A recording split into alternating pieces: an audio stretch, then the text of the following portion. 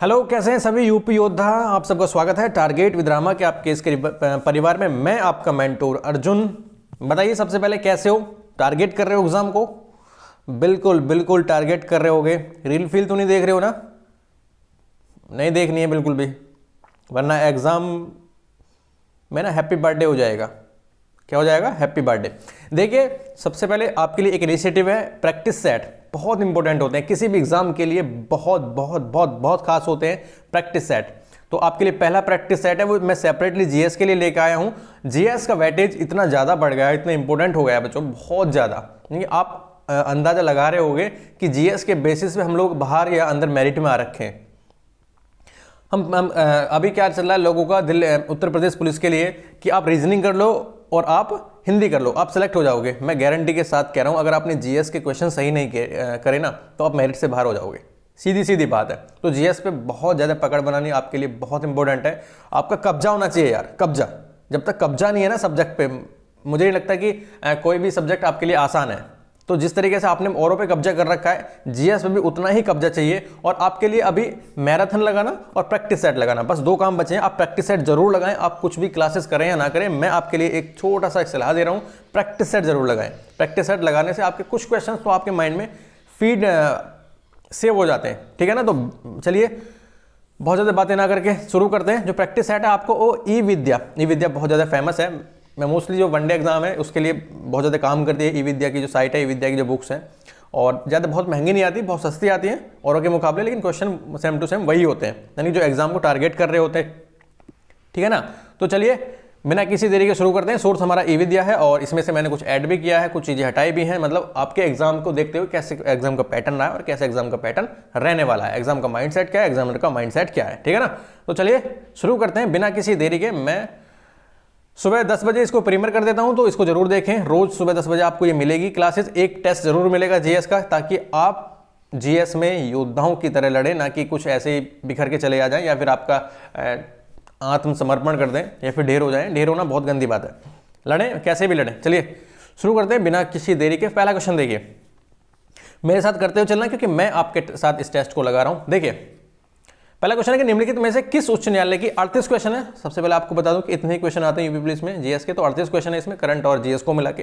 निम्नलिखित में से किस उच्च न्यायालय की सबसे अधिक बेंच है? बताइए निम्नलिखित में से किस उच्च न्यायालय की सबसे अधिक बेंच है? कोलकाता, इलाहाबाद, मध्य प्रदेश, गुवाहाटी। मतलब क्वेश्चन आपको ना ऐसे आएंगे, बहुत यूनिक से, अलग से। अब ये क्वेश्चन क्यों है? ये इसलिए है क्योंकि एकमात्र ही एक ऐसा उच्च न्यायालय है जिसकी बहुत सारी बेंच है। 2013 से तो पहले बहुत सारी थी। तो बताइए कोलकाता, इलाहाबाद, मध्य प्रदेश, गुवाहाटी। तो मैं आपको बता दूं तो गुवाहाटी उच्च न्यायालय की सबसे अधिक बेंच है। 2013 से पहले की बात करूं तो इसमें 6 बेंच थी, यानी कि 6 राज्यों के जो उच्च न्यायालय थे वो एक ही उच्च न्यायालय में सम्मिलित थे, गुवाहाटी उच्च न्यायालय में, असम में। तो अभी कितनी बची है 2013 के बाद? अभी बची है आपकी 3। अभी 3 क्यों बची है? 3 इसलिए बची है क्योंकि त्रिपुरा, मेघालय और एक और ने अपनी अलग बेंच स्थापित कर ली है, ठीक है। नेक्स्ट देखिए फटाफट, देर बिल्कुल नहीं करनी है। देखो देर करेंगे तो अब अपने क्वेश्चन निकल जाएंगे।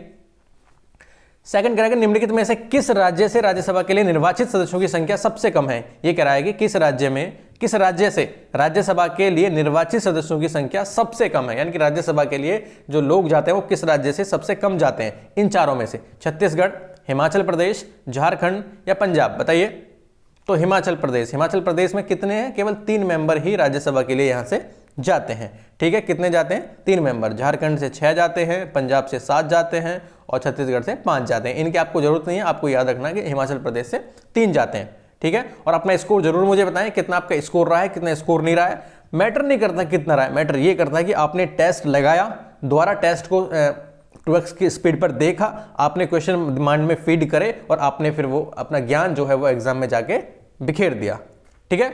चलिए तीसरा कह रहा है कि भारत में कौन सा एकमात्र राज्य है जहां कॉमन सिविल कोड लागू है? बताइए। Common civil code, UCC, uniform civil code, वही आपका आर्टिकल 44 वाला। बताइए कहां पर लागू है? जम्मू कश्मीर, नागालैंड, मिजोरम या फिर गोवा? 1 2 3 गोवा। तो एकमात्र ऐसा राज्य है जहां पर आपका यूसीसी लागू है। कौन सा? कॉमन सिविल कोड लागू है। चलिए नेक्स्ट देखिए, किस वेद में सभा और समिति की प्रजापति की 2 पुत्रियां कहा गया है? सभा और समिति को प्रजापति की 2 पुत्रियां कहा गया है। कौन सा वेद है? ऋग्वेद है, सामवेद है, यजुर्वेद है, अथर्ववेद है। तो इसमें जो टेस्ट में आपके सारे सब्जेक्ट कवर किए गए हैं जीएस के with current affair. Rigveda, Yajurveda, Samaveda, Atharvaveda. बताइए तो अथर्ववेद में किसमें है सर, किसमें है सर, अथर्ववेद में। किसमें, अथर्ववेद में। सभा और समितियां, जैसे आजकल लोकसभा और राज्यसभा है ना, उस समय पर सभा और समितियां होती थी, राजा को सलाह देने के लिए, कुछ काम करने के लिए समितियां होती थी। सभा जो थी वो उच्च लोगों की संस्था थी और समिति जो थी वो निम्न लोगों की संस्था थी। कौन से लोगों की, आम लोगों की। तो इतना याद रखना, ये वैदिक काल से क्वेश्चन लिया गया है। नेक्स्ट देखिए, नेक्स्ट देखिए पांचवा क्वेश्चन क्या करेगा, निम्नलिखित में से किसने दिल्ली को सल्तनत की राजधानी के रूप में स्थापित किया था। दिल्ली को सल्तनत की राजधानी के रूप में किसने स्थापित किया था। मोहम्मद गौरी, कुतुबुद्दीन ऐबक, इल्तुतमिश या फिर आराम शाह। बताइए किसने स्थापित किया था। तो ये किया था आपका इल्तुतमिश ने। और कब किया था, 1210 में। कब किया था, 1210 में। ठीक है, चलिए नेक्स्ट देखिए, 6 क्या कह रहा है कि निम्नलिखित में से किसे हिंदी खड़ी बोली का जनक माना जाता है। किसे हिंदी खड़ी बोली का जनक माना जाता है। बताइए, या तो आपके लिए आसान होगा, अमीर खुसरो, मलिक मोहम्मद जायसी, कबीर या फिर अब्दुल रहीम खान खाना। सीरियस रहना है, जो वो कुछ नहीं। मैं कह रहा हूं जब आप टेस्ट लगा रहे हो ना, तो आपके लिए सारा वातावरण जो है ना साइलेंस होना चाहिए। सीरियस, बाहर की कुछ आवाजें आपको सुनाई देंगी तो उसको इग्नोर करना है, टेस्ट पे कॉन्सेंट्रेट करना है बस। ठीक है ना। अगर आपको अपनी कहानी बनानी है, अगर नहीं कहानी बनानी है तो आप, बहुत सारे ऐसे लोग हैं जो आपको डांस वांस करके पढ़ा रहे। निम्नलिखित में से किसे हिंदी खड़ी बोली का जनक कहा जाता है। तो अमीर खुसरो, याद रखना, अमीर खुसरो को हिंदी खड़ी बोली का जनक माना जाता है। उनका नाम क्या था, पूरा नाम क्या था। उनका नाम, पूरा नाम था अब्दुल हसन यामिद उर्फ खुसरो। अब्दुल, याद रखिएगा, अब्दुल हसन यामिद उद खुसरो। पूरा नाम था अब्दुल हसन यामिद उद खुसरो। जन्म 1253 में हुआ था। कहां पर, पटियाला में। पटियाला में, पटियाला में। ठीक है, चलिए नेक्स्ट देखिए, कह रहा है कि वर्ष 1857 के संग्राम को प्रथम स्वतंत्रता संग्राम का नाम किसने दिया। फर्स्ट स्वतंत्रता संग्राम किसने कहा 1857 की क्रांति को। तो ये कहा था आपका, किसने कहा था आपका, वी डी सावरकर ने। तो वी डी सावरकर ने 1857 का जो संग्राम हुआ था, क्रांति हुई थी, उसको बोला था प्रथम स्वतंत्रता संग्राम। क्या बोला था, प्रथम स्वतंत्रता संग्राम। और इनकी एक पुस्तक भी है, उसको याद रखिए, वो पुस्तक कई बार एग्जाम में आ जाती है। कौन सी है, Indian war of independence. Indian war of independence 1857। Indian war of independence 1857, याद रखिएगा। ठीक है, इनकी पुस्तक है, इसको बोलना मत। नेक्स्ट देखिए, किस यूरोपीय समुदाय ने भारत के साथ प्रथम व्यापारिक संबंध स्थापित किया। बताइए, किस यूरोपीय समुदाय ने भारत के साथ प्रथम व्यापारिक संबंध स्थापित किया। ब्रिटिश थे सबसे पहले, या फिर फ्रांसीसी आए सबसे पहले, डच आए, या फिर पुर्तगाली आए। तो सबसे पहले कौन आए थे, पुर्तगाली आए थे। कौन आए थे, पुर्तगाली आए थे, याद रखिएगा, सबसे पहले पुर्तगाली आए थे। ठीक है ना। समुद्री मार्ग खोजने का जो श्रेय दिया जाता है भारत के लिए, वो सबसे पहले पुर्तगालियों को दिया जाता है। आपको पता होगा, एक व्यक्ति लिस्बन से चला था और भारत की तरफ बढ़ा था, यानी कि समुद्री मार्ग को होते हुए उसने सुना था कि उस तरफ जाना है, ईस्ट की तरफ जाना है, पूर्व की तरफ जाना है। कौन था, 1498 में कौन आया था, बताइए मुझे। 1498 में वास्को डिगामा, कालीकट के बंदरगाह पर वास्को डिगामा पहुंचा था 1498 में। ठीक है, याद रखिएगा। तो पुर्तगाली सबसे पहले आए थे, उसके बाद कौन आए थे बताइए, डच आए थे। नेक्स्ट कौन आए थे, इंग्लिश आए थे, फ्रांसीसी आए थे, डेनिक्स आए थे, याद रखिएगा। चलिए, अंग्रेज पुलिस अधिकारी सॉन्डर्स की हत्या में कौन क्रांतिकारी शामिल था। बताइए, एक सॉन्डर्स था अंग्रेज पुलिस अधिकारी, उसकी हत्या की थी, किसने की थी, रामप्रसाद बिस्मिल ने, रोशन सिंह ने, अशफाकुल्लाह ने, या फिर चंद्रशेखर आजाद ने। बताइए, तो चंद्रशेखर आजाद ने सॉन्डर्स की हत्या की थी, याद रखिएगा। टाइम कौन सा था, अगर हम बात करें तो 1928 को भगत सिंह, चंद्रशेखर और राजगुरु ने सॉन्डर्स की हत्या की।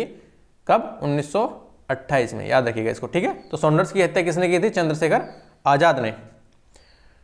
भारत में सबसे बड़े कोयला भंडार कहां पर पाए जाते हैं। बताइए, भारत में सबसे बड़े कोयला भंडार कहां मिलते हैं। आंध्र प्रदेश में, मध्य प्रदेश में, झारखंड में, या फिर उड़ीसा में।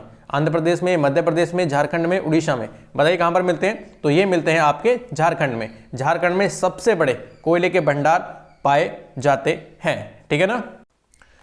चलिए, कहां पर मिलते हैं, झारखंड में। जैसे कि झरिया खान होगी, बोकारो हो गई, और आपकी गिरिडीह होगी। तो ये कहां पर, जितनी भी जगह हैं, जितने भी खाने हैं, ये पर झारखंड में मिलती हैं। दूसरे नंबर पर आता है आपका उड़ीसा, और तीसरे नंबर पर आता है आपका छत्तीसगढ़। तो याद रखिएगा, पहले पर झारखंड, दूसरे पर उड़ीसा और तीसरे पर छत्तीसगढ़।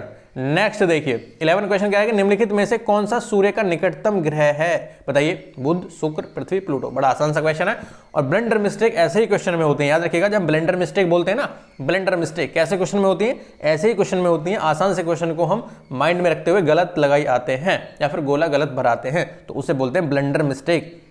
तो बताइए सूर्य के निकटतम कौन सा है? बुध है, शुक्र है, पृथ्वी है या फिर आपका प्लूटो है? तो बुध सूर्य के सबसे ज्यादा निकट है, बुध सूर्य के सबसे ज्यादा निकट है। याद रखिएगा, ये चीज़ आपको याद होनी चाहिए क्योंकि अब एग्जाम का टाइम है, फटाफट क्वेश्चंस लगाने हैं। जो नहीं आ रहे हैं उसका तुरंत रिवाइज करना है, देख के एक नोट बनाते हुए चलना है कि मुझसे ये क्वेश्चन नहीं बन रहा है, उसको एक नोट डायरी में लिखना है और बाद में क्या करना है, टेस्ट के बाद में वही कॉन्सेप्ट आपको दोबारा रिवाइज करने हैं। तो ये होता है रिवाइज करने का सबसे अच्छा तरीका, ठीक है।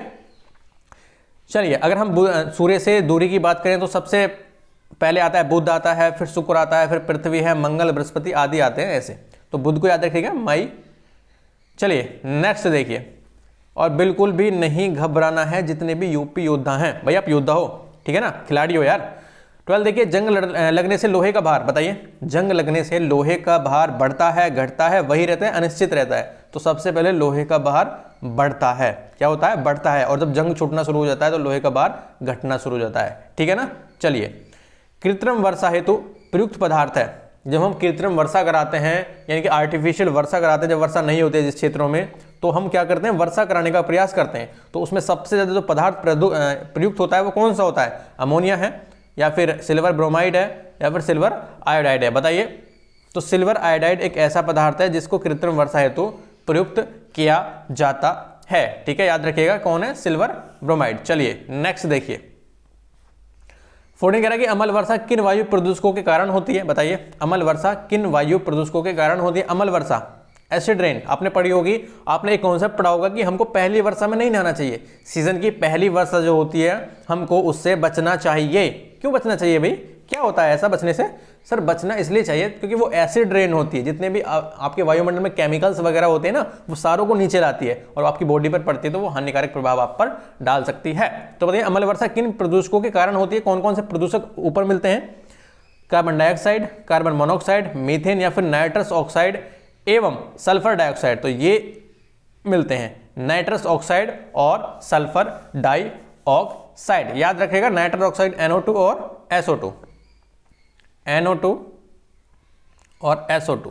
चलिए नेक्स्ट है कि निम्नलिखित में से कौन सा राज्य सर्वाधिक नगरीकृत है? यानी कि सबसे अधिक जो नगर हैं वो कौन से राज्य में हैं? बताइए, सबसे ज्यादा नगरीकृत मतलब जिस राज्य की जनसंख्या नगरों में सबसे ज्यादा रहती है वो कौन सा राज्य है? गुजरात है, महाराष्ट्र है, कर्नाटक है, गोवा है? बताइए क्या है? गुजरात है, महाराष्ट्र है, कर्नाटक है या फिर गोवा है? तो गोवा है। छोटा सा राज्य है और लगभग इसकी 62.17% आबादी आपकी कहां पर मिलती है? नगरों में रहती है, ठीक है ना, नगरों में रहती है, ठीक है। चलिए नेक्स्ट कह रहा है कि निम्नलिखित ऊर्जा स्रोतों में से कौन सा पर्यावरण के अनुकूल है? बताइए, निम्नलिखित ऊर्जा स्रोतों में से कौन सा पर्यावरण के अनुकूल है?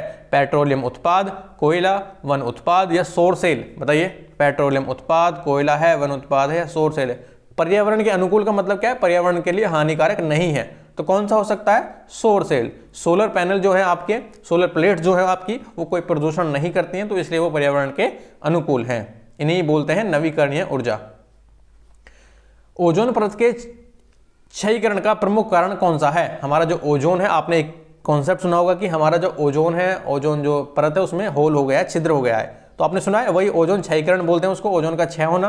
तो ओजोन परत के घटने के लिए कौन सा प्रमुख कारण है? बताइए, पराबैंगनी किरणें, फ्लोरोकार्बन, कार्बन डाइऑक्साइड या इनमें से कोई नहीं?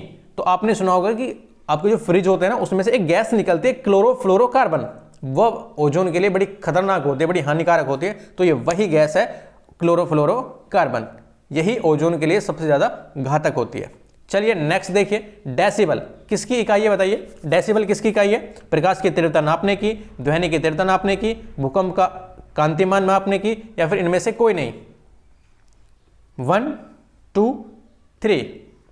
तो ये आपकी ध्वनि की तीव्रता मापने की, यानी कि साउंड की जो आपकी तीव्रता है उसको मापने की इकाई क्या है? डेसिबल है। क्या है? डेस। चलिए नेक्स्ट क्वेश्चन देखिए, हाइड्रोजन, हीलियम तथा मीथेन प्रमुख गैसें हैं जो विद्यमान है। हाइड्रोजन, हीलियम और मीथेन कहां कहां पर मिलती हैं? कौन कौन से ग्रह पर हाइड्रोजन, हीलियम और मीथेन प्रमुख गैसें हैं जो विद्यमान है? बताइए कौन कौन से ग्रह पर हैं? तो याद रखिएगा, यूरेनस, नेपच्यून और प्लूटो पर हैं, बृहस्पति, शनि या मंगल पर हैं, यूरेनस, नेपच्यून या शुक्र पर है, या फिर मंगल तथा शुक्र पर है। तो इसका आंसर है, इसको आपको रटना है, याद रखना है, यूरेनस, नेपच्यून तथा प्लूटो, यानी कि अरुण, वरुण और आपका प्लूटो। एक चीज याद रखिएगा, यूरेनस और नेपच्यून को ग्रीन प्लेनेट भी बोलते हैं। हरे प्लेनेट किसको बोला जाता है? यूरेनस और नेपच्यून को मिलाकर ग्रीन प्लेनेट बोलते हैं। यूरेनस तीसरा सबसे बड़ा ग्रह है और नेपच्यून आपका चौथा सबसे बड़ा ग्रह है, और आपका प्लूटो सबसे छोटा ग्रह, सबसे छोटा ग्रह आपका सौरमंडल का। ठीक है, चलिए नेक्स्ट देखिए। कह रहा है कि खट्टे दूध के उत्पादों में कौन सा अम्ल होता है? सर मुझे नहीं पता कि खट्टे दूध के उत्पादों में कौन सा अम्ल होता है। Acetic acid, tartaric acid, butyric acid या फिर लैक्टिक एसिड, बताइए कौन सा अम्ल होता है? तो ये होता है आपका लैक्टिक एसिड।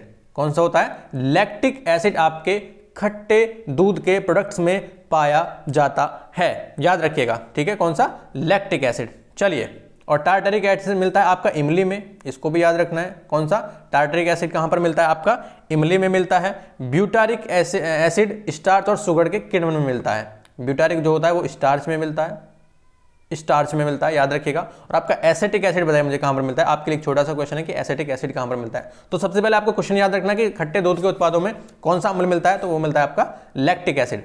जर्मन सिल्वर में चांदी का प्रतिशत होता है। जर्मन सिल्वर एक बहुत ज्यादा फेमस प्रोडक्ट है, फेमस सिल्वर है। तो जर्मन सिल्वर में चांदी का प्रतिशत कितना होता है बताइए? तो 0%। ये कोई प्रोडक्ट नहीं है। क्या है जर्मन सिल्वर? जर्मन सिल्वर आपकी एक मिक्स धातु है। क्या है? Mix metal. और इसमें सिल्वर की ही मात्रा नहीं होती, सबसे ज्यादा क्या होता है? तांबा होता है। तांबा सबसे ज्यादा होता है, याद रखिएगा। ठीक है ना। चलिए नेक्स्ट देखिए। हरित क्रांति का सबसे अधिक प्रभाव महसूस किया, बताइए। जो आपकी ग्रीन रिवोल्यूशन हुई थी उसका सबसे अधिक प्रभाव कौन से फसल पर पड़ा था? गेहूं पर, चावल के उत्पाद पर, दालों के उत्पादन पर या फिर तिलहन के उत्पादन पर? तो सबसे अधिक गेहूं के उत्पादन। और कौन सा एरिया था? आपका पंजाब, हरियाणा और आपका जो आपका ये पश्चिमी उत्तर प्रदेश वाला एरिया था। ठीक है, याद रखिएगा। चलिए, और हुई कब थी हरित क्रांति बताइए मुझे? 1966-67 में हरित क्रांति हुई थी। ग्रीन रिवॉल्यूशन 1966 से लेकर 67, 1966-67 में हरित क्रांति हुई थी। इसको भी याद रखना है। ठीक है, और भारत में जो हरित क्रांति हुई थी उसके सूत्रधार कौन थे? भारत में जो हरित क्रांति आपकी हुई थी उसके सूत्रधार कौन थे? तो M S Swaminathan, M S. Swaminathan, याद रखिएगा नाम को। ठीक है, चलिए नेक्स्ट फटाफट देखिए। भारत में कैंसर का सबसे बड़ा उत्पादक राज्य है। भारत में कैंसर का सबसे बड़ा उत्पादक राज्य है केसर,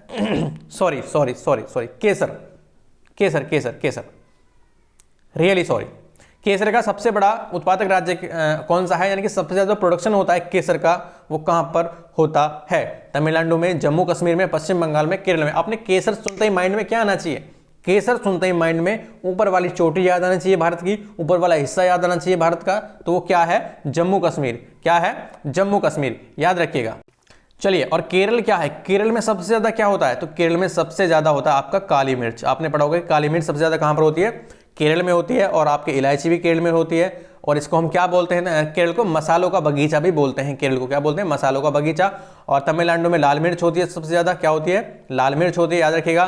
पश्चिम बंगाल में जूट होता है सबसे ज्यादा। क्या होता है? जूट होता है सबसे ज्यादा। और केसर कहां पर होता है? जम्मू कश्मीर में। कहां पर? कश्मीर में। चलिए नेक्स्ट देखिए फटाफट। भारतवर्ष में सिक्कों की ढलाई होती है। भारतवर्ष में सिक्कों की ढलाई होती है। भारतवर्ष में सिक्कों की ढलाई होती है, बताइए। दिल्ली, मुंबई, कोलकाता में। दिल्ली, कोलकाता, हैदराबाद में। मुंबई, दिल्ली, बंगलौर में। और मुंबई, कोलकाता तथा हैदराबाद में। तो भारत में सिक्कों की ढलाई कहां पर होती है? दिल्ली में होती है, मुंबई में, कोलकाता में। तो बताइए सिक्कों की ढलाई होती है मुंबई, कोलकाता और हैदराबाद में। यहां पर सिक्कों की ढलाई होती है।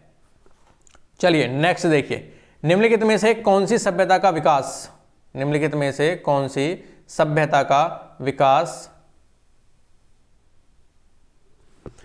निम्नलिखित में से कौन सी सभ्यता का विकास कौन सी नदी? नील नदी के तट पर हुआ है। बड़ा आसान सा क्वेश्चन है आपके लिए, मतलब एकदम लड्डू क्वेश्चन है। बताइए। सिंधु घाटी सभ्यता, सर इसके बारे में तो मैंने पढ़ा था। ये तो सिंधु नदी के किनारे हुई थी। रोमन सभ्यता, सर रोमन में मिस्र कहाँ, नील नदी कहाँ से आ गई? यूनानी, सर यूनान तो यूरोप में ऊपर पड़ता है। तो मिस्र की सभ्यता, कौन सी सभ्यता सर? मिस्र की सभ्यता। तो अफ्रीका महाद्वीप में नील नदी है। कौन से महाद्वीप में? अफ्रीका कॉन्टिनेंट में। याद रखिएगा, अफ्रीका कॉन्टिनेंट में कौन सी नदी पड़ती है? नील नदी पड़ती है। और इसी के किनारे एक सभ्यता विकसित हुई, मिस्र की सभ्यता, इजिप्ट की सभ्यता, जहां पर आपको पिरामिड देखने को मिलेंगे ऐसे। ओके, चलिए नेक्स्ट देखिए। पर्यावरण दिवस, देखो इसको तो मैं कभी भूलता नहीं हूं। कौन सा? विश्व पर्यावरण दिवस, world environment day, global environment day. बताइए कब मनाया जाता है? 6 फरवरी, 6 जुलाई, 5 फरवरी या फिर 5 जून? 1 2 3। तो 5 जून को मनाया जाता है। कब मनाया जाता है? 5 जून को विश्व पर्यावरण दिवस मनाया जाता है, याद रखिएगा, ठीक है। चलिए नेक्स्ट, उत्तर प्रदेश में सबसे ऊंचा बांध कौन सा है? बताइए, यूपी में सबसे ऊंचा बांध कौन सा है? उत्तर प्रदेश में सबसे ऊंचा बांध कौन सा है? माता टीला बांध, मेजा बांध, रिहंद बांध या फिर रामगंगा बांध? बताइए। तो रामगंगा बांध यूपी में सबसे ऊंचा बांध है। कौन सा? रामगंगा बांध यूपी में सबसे ऊंचा बांध है। और कौन सी नदी पर है ये? रामगंगा नदी पर, रामगंगा रिवर पर, याद रखिएगा, रामगंगा रिवर पर ये बांध पड़ता है। रामगंगा बांध सबसे ऊंचा बांध है। 1978 में इसका क्या हुआ था? 1978 में निर्माण हुआ था, इसको भी मत भूलना, ठीक है ना। और बिजनौर कहां पर है? ये बिजनौर में है, बिजनौर। ये भी चीजें आपसे पूछ सकता है, कहां पर है? बिजनौर में। एक छोटी सी एक इंफॉर्मेशन और है, ऊंचाई की बांध करें तो 128 मीटर ऊंचा बांध है, 128 मीटर ऊंचा बांध है। तो सारी इंफॉर्मेशन आपको पता होनी चाहिए। रामगंगा बांध रामगंगा रिवर पर है, बिजनौर में है, 1978 में निर्माण हुआ था, 128 मीटर ऊंचा है। जबकि आपका गोविंद वल्लभ पंत सागर यानी कि रिहंद बांध जो बोलते हैं, 1962 में रिहंद नदी पर हुआ था। कौन सी नदी पर हुआ था? रिहंद नदी पर। आपका 1962 में जीबी पंत सागर बांध भी बोलते हैं इसको, और नदी है आपकी रिहंद रिवर। कौन सी नदी है? रिहंद रिवर। और किसकी सहायक नदी है रिहंद रिवर? आप मुझे बताओगे किसकी सहायक नदी है रिहंद रिवर। 93 मीटर ऊंचा बांध है। कौन सा मीटर ऊंचा बांध है? 93 मीटर ऊंचा बांध है। नेक्स्ट है आपका माता टीला बांध। अब बताइए मुझे, माता टीला बांध कौन सी नदी पर है? तो इसका निर्माण हुआ था 1958 में। माता टीला बांध बना था 1958 में, झांसी में यह बांध है। कहां पर है बच्चों? झांसी में बांध है, नीचे की तरफ। और कौन सी नदी पर है? तो बेतवा नदी पर है। बेतवा किसकी सहायक नदी है? सर बेतवा तो आपकी चंबल सिंध बेतवा केन, ये यमुना की सहायक नदी है। सर किसकी सहायक नदी है? यमुना की सहायक नदी है। बस इससे ज्यादा कुछ याद रखना है। एक आपका मेजा बांध और है, तो मेजा बांध एक 46 मीटर ऊंचा बांध है। कितने मीटर ऊंचा? मेजा 46 मीटर ऊंचा बांध है। और बेतम नदी पर है, मिर्जापुर में। कौन सी नदी है? बेतम, बेतवा नहीं, बेतम नदी। कहां पर? मिर्जापुर में। कहां पर? मिर्जापुर में। याद रखिएगा, 4-5 चीजें हैं, बस इसको याद रखना है, ठीक है। चलिए नेक्स्ट देखिए फटाफट। उत्तर प्रदेश में यूरेनियम उपलब्ध मिलता है। उत्तर प्रदेश में यूरेनियम कहां पर मिलता है? ललितपुर में, मिर्जापुर में नहीं, ललितपुर में तो तांबा मिलता है। मिर्जापुर में, झांसी में या फिर हमीरपुर में? बताइए कहां पर मिलता है? तो ये मिलता है सर ललितपुर में। ललितपुर में आपको यूरेनियम भी मिलता है। याद रखिएगा, यूरेनियम के सीमित भंडार जो है आपके, यानी कि सीमित मतलब थोड़े बहुत, कहां पर में? ललितपुर में। याद रखिएगा। मिर्जापुर और सोनभद्र में, मिर्जापुर और सोनभद्र में आपको संगमरमर मिलेगा। संगमरमर कहां पर मिलेगा? मिर्जापुर और सोनभद्र में। मिर्जापुर में क्या मिलेगा आपको? संगमरमर, ठीक है, संगमरमर, ओके। और जिप्सम झांसी में मिलेगा। झांसी में आपका जिप्सम मिलेगा। जिप्सम, जिप्सम, जिप्सम कहां पर मिलेगा? झांसी में मिलेगा। और हमीरपुर जनपद में भी जिप्सम ही मिलेगा। तो हमीरपुर और झांसी में मिलेगा आपको जिप्सम, मिर्जापुर में संगमरमर और ललितपुर में आपको यूरेनियम और तांबा। चलिए नेक्स्ट, निम्नलिखित में से कौन देशबंधु के नाम से प्रसिद्ध है? बताइए, निम्नलिखित में से कौन देशबंधु के नाम से प्रसिद्ध है? चंद्रशेखर, बी चित्तरंजन दास, सी सॉरी एओ ह्यूम या फिर एनी बेसेंट? बताइए, चंद्रशेखर है, एओ ह्यूम है, चित्तरंजन दास है, एनी बेसेंट है। तो 29 में है आपका चित्तरंजन दास। CR दास को हम क्या बोलते हैं? देशबंधु के नाम से भी बोलते हैं, जाना जाता, ठीक है ना। और CR दास, ये वही CR दास हैं जिन्होंने क्या किया था? स्वराज पार्टी का गठन किया था। 1923-24 के आसपास स्वराज पार्टी बनाई थी। कौन सी पार्टी? स्वराज पार्टी। आपसे पूछ सकता है कि स्वराज पार्टी का गठन किसने किया था? तो CR दास ने किया था। याद रखिएगा, ये वही CR दास हैं। कौन से CR दास? जो 1908 में अलीपुर बम षड्यंत्र केस था। कौन सा वाला? अलीपुर षड्यंत्र कांड था। उसमें अरविंद घोष के बचाव के लिए इन्होंने वकालत की थी। किसने की थी? वकालत किसने की थी? CR दास ने। एक छोटी सी इंफॉर्मेशन और है, 1921 में इन्हें अहमदाबाद में कांग्रेस के अधिवेशन में अध्यक्ष चुना गया था। 1921 में, याद रखिएगा। और 1924 में अहमदाबाद में अखिल भारतीय ट्रेड यूनियन कांग्रेस की अध्यक्षता भी इन्होंने की थी। तो बहुत सारी उपाधियां इनके नाम से हैं, बहुत सारी चीजें इन पर बनती हैं, बहुत सारे क्वेश्चन बनते हैं। तो याद रखिएगा, CR दास को हम नहीं भूलना है, देशबंधु इनको बोलते हैं, ठीक है। स्वराज पार्टी। चोरी चोरा की घटना घटित हुई थी 1 फरवरी 1922 को। कभी कभी एग्जाम में आपके लिए ये बहुत इंपॉर्टेंट मैटर करता है। देखो 1922 तो सबको पता है, आपको कहां पर घुमाएगा सर? मुझे घुमाएगा वो डेट्स में, मंथ में नहीं, डेट्स में। देखो फरवरी है तो सॉरी 1 फरवरी 1922 को, 4 फरवरी 1922 को, या फिर आपका 2 फरवरी 1922 को, या फिर 5 फरवरी 1922 को। तो 4 फरवरी 1922 को चोरा चोरी की घटना हुई थी उत्तर प्रदेश के गोरखपुर जिले में, यूपी के गोरखपुर जिले में, गोरखपुर, जिसमें 22 पुलिसकर्मियों को जिंदा जला दिया था थाने में। आपको याद होगा ये वही चोरा चोरी की घटना है। नेक्स्ट देखिए,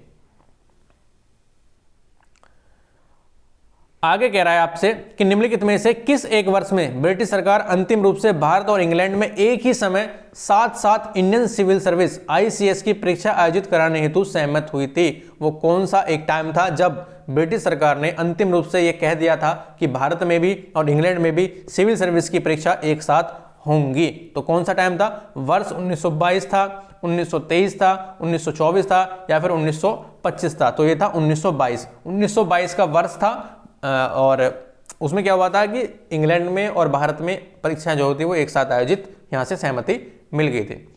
बंदा बहादुर का मूल नाम क्या था?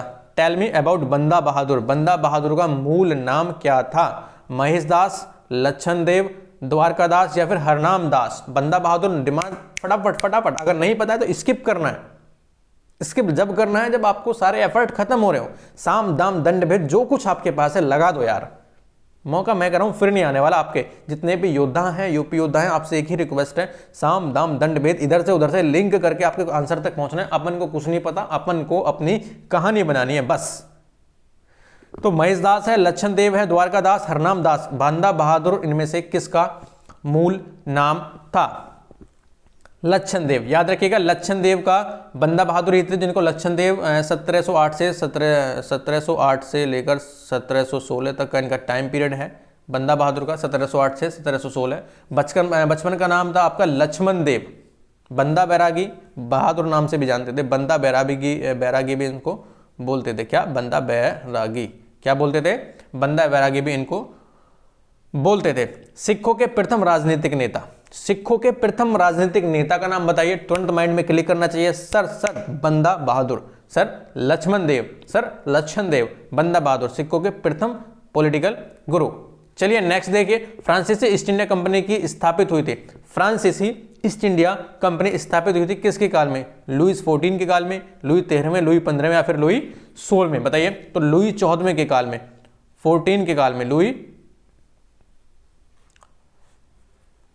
लुई 14 के काल में आपकी फ्रांसीसी ईस्ट इंडिया कंपनी की स्थापना हुई थी। लुई 14वें के शासनकाल में। और कब हुई थी? 1664 में। इसकी स्थापना कब हुई थी? 1664 में। याद रखिएगा, ठीक है ना। चलिए नेक्स्ट देखिए, हाल ही में सांसद खेल महाकुंभ के तीसरे संस्करण का आयोजन उत्तर प्रदेश के किस जनपद में आयोजित किया गया? बताइए। ये आपका करंट का क्वेश्चन है यूपी से। सांसद खेल महाकुंभ के तीसरे संस्करण, 3rd एडिशन का आयोजन उत्तर प्रदेश के किस जनपद में आयोजित किया गया है? बताइए मुझे। गोरखपुर, बस्ती, अयोध्या, या फिर महाराजागंज? तो बस्ती में इसका आयोजन हुआ है। कहां पर? उत्तर प्रदेश के बस्ती जिले में 20 दिसंबर 2023 को। 20 दिसंबर, देखो अभी का है 2023, आपके लिए बिल्कुल लेटेस्ट एकदम।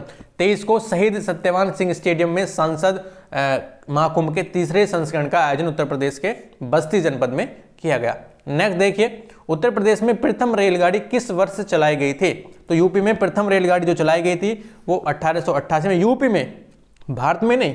कभी आप पहुंच जाओ फटाफट 1854 में, नहीं, यूपी में 1859, 1890, या फिर 1910। तो ये चलाई गई थी आपकी 1859 में। कब? 1859 में चलाई गई थी, इलाहाबाद से कानपुर। कहां से? इलाहाबाद से कानपुर। आपसे पूछ सकता है, इलाहाबाद से कानपुर। चलिए, उत्तर प्रदेश में कुल कितने केंद्रीय विद्यालय हैं? कितने केंद्रीय विद्यालय हैं? 6 हैं, 4 हैं, 5 हैं, या फिर 9 हैं? बताइए। उत्तर प्रदेश में कुल आपके 6 केंद्रीय विद्यालय हैं। कौन कौन से हैं? कुल डीम्ड, अगर हम कुल डीम्ड की बात करें तो 8 हैं, और राज्य विद्यालय की बात करें तो 27 हैं। मतलब इस तरीके से विद्यालय हैं। तो हमको क्या याद रखना है? केंद्रीय विद्यालय कितने हैं हमारे यूपी में? उत्तर प्रदेश में 6 हैं। जैसे कि अलीगढ़ मुस्लिम नंबर 1 आपका, अलीगढ़ AMU, आपने AMU का नाम सुना होगा, अलीगढ़ मुस्लिम आपका अलीगढ़ में है। दूसरा आपका बनारस सुना होगा आपने, ठीक है। तीसरा आपने बाबा साहब भीमराव अंबेडकर विश्वविद्यालय सुना होगा। तीसरे नंबर का। चौथा जो लखनऊ में है, इलाहाबाद विश्वविद्यालय सुना होगा, इलाहाबाद विश्वविद्यालय आपने प्रयागराज में, इलाहाबाद में। उसके बाद राजीव गांधी राष्ट्रीय विमानन विश्वविद्यालय सुना होगा आपने, ये कहाँ पर, रायबरेली में। उसके बाद रानी लक्ष्मीबाई केंद्रीय कृषि विश्वविद्यालय आपका झांसी में। तो आपसे ना रानी लक्ष्मीबाई वाला याद रखिएगा, रानी लक्ष्मीबाई केंद्रीय कृषि विश्वविद्यालय आपका कहाँ पर पड़ता है, झांसी में पड़ता है, ठीक है। 6 है। नेक्स्ट देखिए, राजस्थान के नए मुख्यमंत्री के रूप में 15 दिसंबर 2023 को किसने पदभार संभाला? तो किसने संभाला? भजनलाल शर्मा ने। किसने संभाला है? भजनलाल शर्मा ने, याद रखिएगा। नेक्स्ट क्या कह रहा है? नेक्स्ट कह रहा है कि निम्नलिखित में से किसने मिस यूनिवर्स 2023 का खिताब अपने नाम किया है? किसने मिस यूनिवर्स 2023 का खिताब अपने नाम किया है? बताइए। श्वेता शारदा ने, फातिमा बानो, सैनिस पलासियोस या फिर बॉनी गैब्रियल। तो आपको तुरंत याद माइंड में फटाफट क्लिक होना चाहिए सर सैनिस पलासियोस ने। किसने? सैनिस पलासियोस ने। मध्य अमेरिकी देश निकारागुआ की, कहां की है ये? निकारागुआ, निकारागुआ, ओके, कहां की है? निकारागुआ की है। कौन? सैनिस पलासियोस, सैनिस पलासियोस, ठीक है। तो आपके ये आपके 38 क्वेश्चन, लगभग 38 क्वेश्चन ही आपके लिए आते हैं। आपको सिर्फ इतना मेरे साथ डेली लगाते हुए चलना है। 30 मिनट का टाइम है, बहुत ज़्यादा नहीं है, फटाफट से आपको कवर करनी है। अगर आपको कोई क्वेश्चन नहीं बनना है तो उसको डायरी में नोट करना है, और सारा आपके रिवाइज करने का जो आपका तरीका होता है ना, वो वही होता है कि आप तुरंत आपके नोटबुक खोलें और आपकी रिवाइज करने की सीट निकालें और उस टॉपिक को तुरंत फटाफट से रिवाइज कर लें, ठीक है। तो यहाँ से आपके सारे क्वेश्चन जो हैं वो आपके रिवाइज होते चले जाएंगे। जीएस आपकी मुट्ठी में होगी। अगर आपको जीएस में, मैं गारंटी के साथ कह रहा हूँ, आपको जीएस अगर आती है ना, तो आप जीएस के सारे क्वेश्चन लगा ले जाएंगे आराम से। एक दो को छोड़ देंगे तो सारे क्वेश्चन आपके हाथों में होंगे, और बहुत बड़े क्वेश्चन नहीं होते। बाकी आप तो खिलाड़ी हो यार, योद्धा हो, ठीक है। चलिए ख्याल रखिएगा अपना, और अगले टेस्ट में मिलते हैं कल इसी time. Okay, all the best, thank you.